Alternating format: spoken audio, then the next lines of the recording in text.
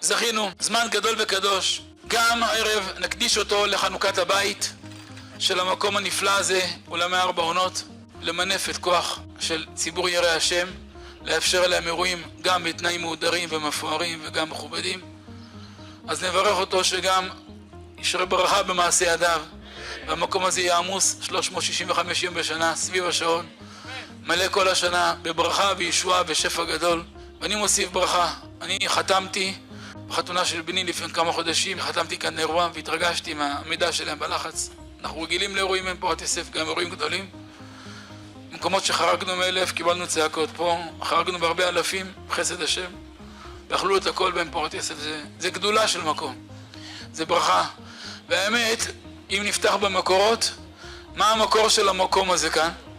אמרו בגמרא, חי רבן יוחנן בן זכאי לברור חי, בהם יש כאן 4 עונות, למה הצילות בראי היצירה העשייה התחברו כאן בעזרת השם. אז יהיה ברכה בעזרת השם במקום הזה.